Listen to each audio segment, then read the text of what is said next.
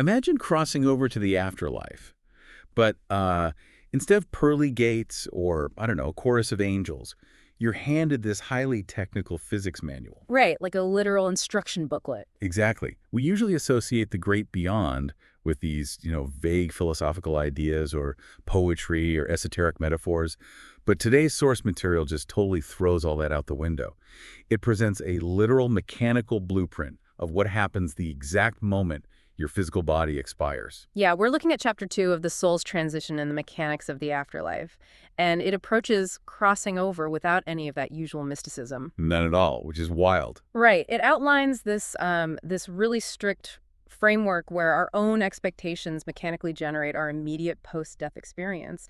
And it actually argues that mortality itself isn't a tragedy, but a calculated necessary mechanism for learning. A mechanism, yeah. Yeah. And it completely demystifies the whole process, treating the soul not as this, fragile ghost, but as a quantifiable unit of energy. Operating within a strict set of universal thermodynamics. Okay, let's unpack this, because the way this framework describes the immediate aftermath of passing away feels surprisingly grounded. It really does.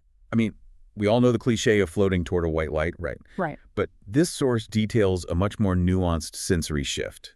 It notes that if someone has a gentle, anticipated death, there's this profound feeling of relief and freedom. Like the physical density just completely falls away. Exactly. But on the flip side, sudden or violent deaths can trigger profound confusion for the person experiencing it, simply because they don't even realize a transition has occurred. And the underlying mechanism there is frequency. The sensations of the physical plane and the immediate boundary layer of the spiritual plane they're so closely overlapped. So they basically feel the same. Yeah, so if you're violently yanked from one to the other without any psychological preparation, your perceptual frame hasn't shifted yet, you still feel intact. You might even still feel the phantom sensation of the environment you were just in. Wow, that sounds terrifying, honestly. It would be, but the text offers this major reassurance built right into the system. You are never left alone to figure out that you've crossed over. Help is deployed immediately. Right, in the form of what the source calls greeters. And I was reading the section about these greeters, and I fully expected the classic, spirit guys in white robes trope. The standard Hollywood version. Totally. Yeah. But the source describes a much more specific, targeted deployment. These aren't just random astral volunteers assigned to a welcome desk. No, they are souls with whom you share deep karmic bonds. The mechanism at play relies on it's like a spiritual homing beacon. A homing beacon, I like that. Yeah, you're greeted by entities from your most recent lifetime or past lifetimes who just happen to be in their own in-between incarnation phase. They're waiting there specifically to intercept you. Because they carry an energetic signature that you intimately recognize, right? Exactly. And their presence serves as an immediate anchor in what is otherwise a wildly disorienting environment. But the detail that really stood out to me mechanically, though, was how memory functions during this interception. Upon crossing over, your memory doesn't just stay locked to the, say, 80 years you just lived. Right. It slowly begins to unspool. Yeah. It opens up to your entire karmic picture. Because the physical brain acts as this severe filter. It restricts your access to past data so you can actually focus on the current incarnation. Otherwise, you'd be overwhelmed. Exactly. The moment that biological filter expires, the restriction lifts. But, and this is key, it's a controlled release. You don't get hit with 10,000 years of memories all at once. Right. It's like waking up incredibly disoriented in a foreign city, but immediately spotting your best friend in the crowd holding a welcome sign. That's a great way to put it. The familiarity grounds you. Yeah, and then as you walk toward them, the filter lifts, and you suddenly remember, thousands of years of road trips you've taken together across dozens of different lifetimes. And that controlled release is designed to be the ultimate shock absorber. The sheer familiarity neutralizes the panic of the transition. It allows you to gradually understand what you've just completed. And what spiritual curriculum you still need to work out. Yeah. Exactly. But, okay, if the immediate experience is heavily engineered to be comforting, what is the protocol for souls who just simply refuse to accept the data? Like if they're in denial. Yeah. Say someone dies in a state of sheer terror, entirely rejecting the greeters and clinging to the belief that they are still physically alive. Well, the source details a specific protocol for that scenario, too. It outlines a, quote, special place for damaged souls. A special place. Yeah. When a consciousness is trapped in a loop of sheer panic, just obsessing over the feeling of, this can't be happening, I have to get back, they generate so much kinetic, chaotic energy that they can actually tie themselves to the physical location of their death. Wait. Tying themselves to location. That sounds exactly like the mechanical explanation for a traditional haunting. It is the exact blueprint for it. Leaving a consciousness in that state, wandering around in a daze and radiating all this chaotic energy, it's harmful to the soul itself. And disruptive to the physical plane, I imagine? Highly disruptive. So they're essentially quarantined. They're brought to a resting place where the frequency is purposefully lowered to induce a deep restorative stasis. Like putting them in a spiritual coma to calm them down. Basically, yeah. And the awakening process from this stasis is painstakingly slow. The environment gradually introduces the reality that their biological container has ceased to function. Entirely bypassing that initial spike of trauma. Exactly. You know, I actually want to challenge the source's definition of trauma here for a second, because it makes a highly specific contrast that seems pretty counterintuitive. Oh, about the types of death. Yeah, we naturally assume that a gruesome, violent physical death equals a massively traumatized soul. But the text argues that a physically traumatic end on Earth doesn't always translate to a difficult spiritual transition. Right, because we tend to judge trauma purely by biological damage, but the text evaluates trauma by psychic attachment and resistance. Which changes the math completely. It really does. The example provided is actually pretty stark. Soldiers who die violently on a battlefield are often the most accepting of their transition to the other side. Wow. But you compare that to someone who dies in childbirth, who the text suggests might struggle immensely with the transition. The mechanics behind that are fascinating when you pull them apart, because the soldier has likely been operating in a state where death is a known immediate possibility, right? Yes, they're psychologically somewhat prepared. So the psychological severing might be surprisingly clean, but a mother in childbirth, her entire psychic energy is pointed violently forward. She's intensely attached to the new life she is bringing into the world. The psychic momentum is entirely different.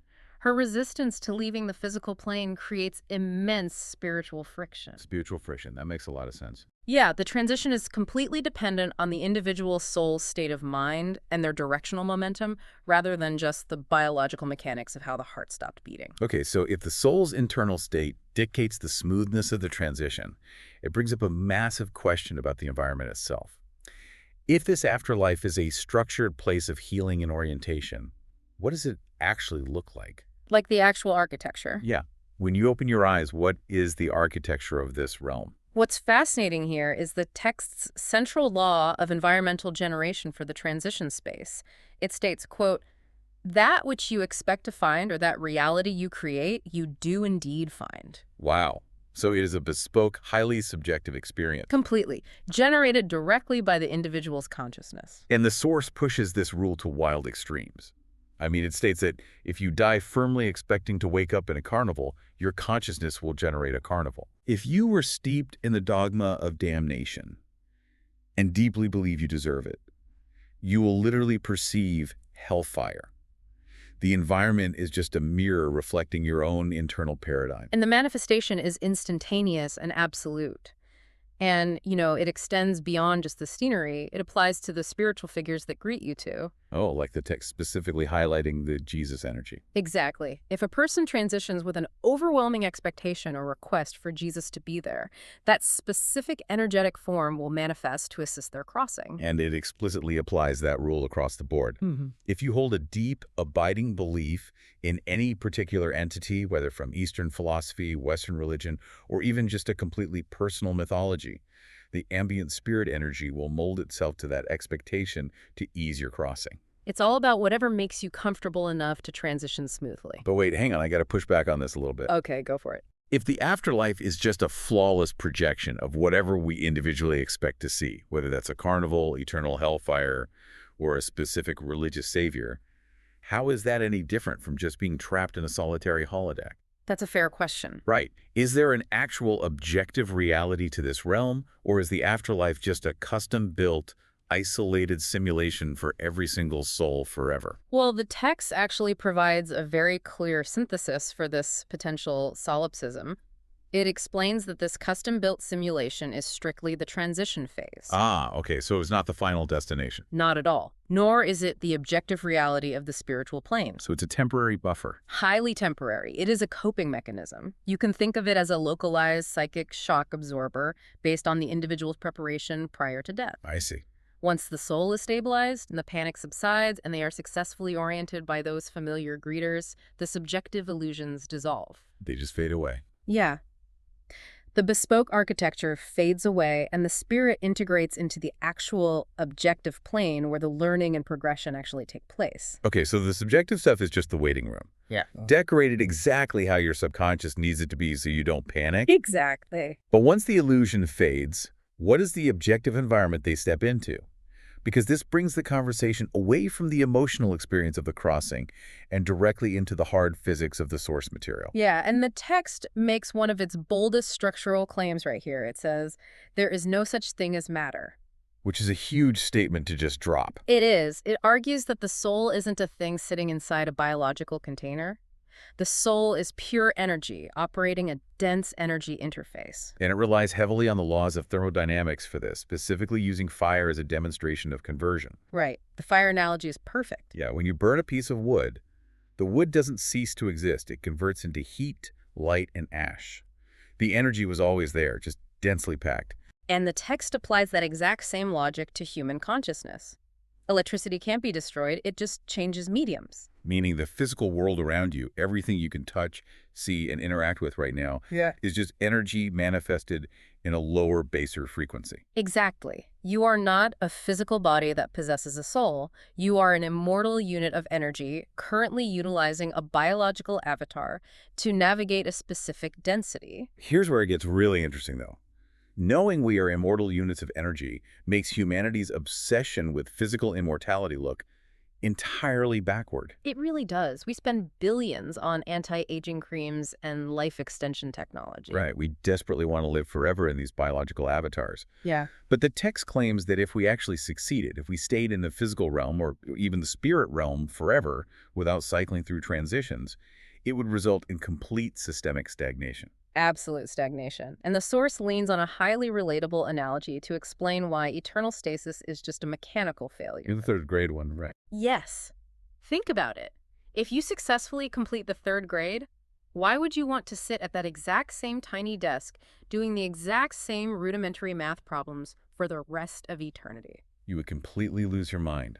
You'd know all the answers, but there would be zero challenge and zero growth. Right. Think about a time in your own life when you felt completely stuck in a rut. This framework suggests that feeling isn't just a psychological failing. It's a literal indicator of spiritual stagnation. The source posits that death is an absolute mechanical necessity. You have to systematically discard the surroundings that acted as the catalyst for your old experiences in order to assume new ones. Because a new environment forces adaptation, which forces learning. Exactly. And the text introduces another crucial mechanic here, the absolute necessity of forgetting. It asserts that reminders of the past inhibit looking to the future. Which explains the infamous veil of amnesia we supposedly undergo when reincarnating into a new life. Yep, the amnesia is a feature, not a bug. Because if you were dropped into a new biological avatar but retained the exact same memories, biases, and grudges from your previous 80 years, you would just repeat the same patterns. The past data creates drag. It acts as friction against spiritual progression. So a completely blank slate in a new biological environment is mathematically essential for the soul to approach old problems from novel angles. It is quite literally a necessary software update. You have to reboot the system and clear the cache to run the new programming efficiently. That makes total sense. There is a very solemn caveat to this mechanical curriculum, though. Because life is viewed as a meticulously engineered classroom designed for progression, the text takes a very, very strict stance on suicide. It does. Casting off a living body before its designated time is labeled in the source's exact words, a waste which is not to be tolerated. But importantly, it isn't framed as a sin in the traditional punitive religious sense. No, not at all. It is framed as a severe mechanical error. You are aborting the simulation before the allocated energy is spent.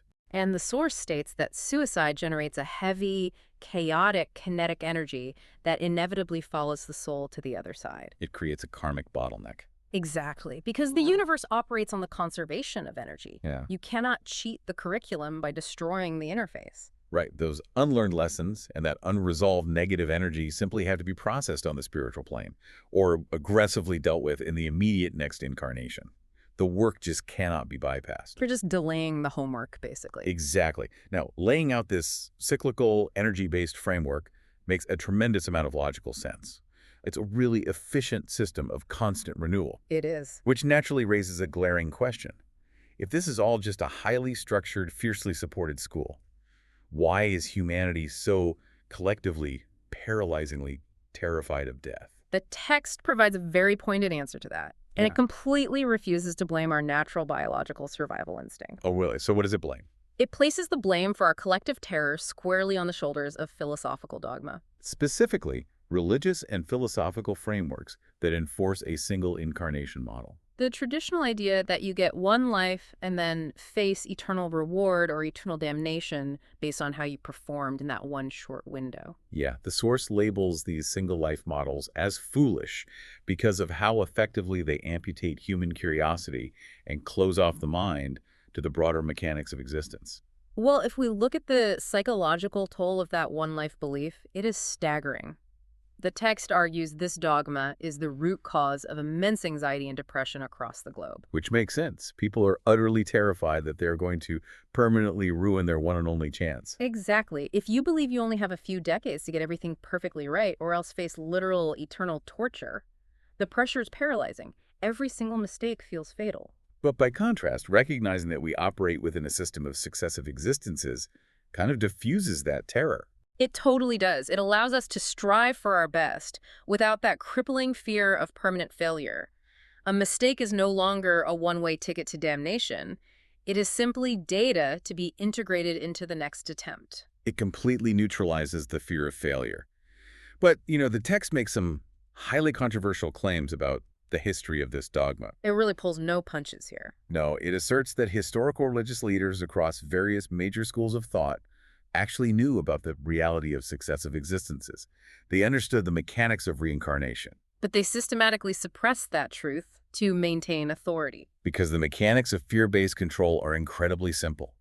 If a population is no longer terrified of eternal damnation, they can no longer be controlled by those claiming to hold the keys to salvation. It's all about control. And the critique isn't limited to Western single-life religions either. Right, the text offers a pretty scathing mechanical breakdown of Eastern philosophies too, specifically targeting how the concept of karma has been heavily weaponized in systems like Hinduism. Yeah, karma, which was originally just a mechanical concept of cause and effect, was manipulated into a tool for social suppression. The source points out how it is frequently used as a convenient justification to basically avoid helping those who are suffering. The twisted logic becomes, this person is starving or diseased because of a terrible karmic debt from a past life. Therefore, intervening would be interfering with their necessary punishment. Using the mechanics of spiritual progression to justify absolute apathy. It's dark. It is. The text argues that using karma as an excuse for a lack of empathy is just as structurally damaging as the fear tactics used in Western dogma. Because both systems prioritize keeping people obedient and static, rather than encouraging active, compassionate spiritual progression. Exactly. Anytime a paradigm is introduced that challenges these foundational fears, the establishment immediately labels it dangerous. Free, expansive thinking is inherently threatening to any structure built entirely on rigid dogma. So what does this all mean for you, listening right now? According to the blueprints we've explored today, it means that death is the great untruth. Just an optical illusion of the biological interface. Yeah. Shedding the absolute terror of mortality and breaking free from the paralyzing pressure of a single high-stakes life is really the key to unlocking your actual potential. To synthesize the mechanics we've covered today, mortality is not a terminus. It is a highly structured, rigorously supported energetic transition. We are not fragile biological containers. No, our consciousness is an indestructible unit of energy. And this physical plane is simply a rotating classroom where a failure is never an eternal sentence. It is just an invitation to return to the problem from a new angle next time around. It provides a completely different lens through which to view your life. Hmm. And it brings us right back to that bespoke waiting room we talked about, the subjective reality that supposedly greets you the exact moment you transition out of your body. The manifestation phase. Right. I want to leave you with a final thought to mull over today. Building directly on the laws of manifestation this text is laid out. Oh, this is a good one. If the environment you immediately experience upon crossing over is directly mechanically generated by your deepest expectations, by your ingrained beliefs, and by the dogma you subscribe to, how does the media you consume, the anxieties you harbor, and the daydreams you entertain right now actively architect the waiting room you will eventually wake up in? That is a heavy question. It is. If your daily thoughts are drawing the actual blueprints for your own transition space, what are you building for yourself every single day? Are you building a carnival or a cage?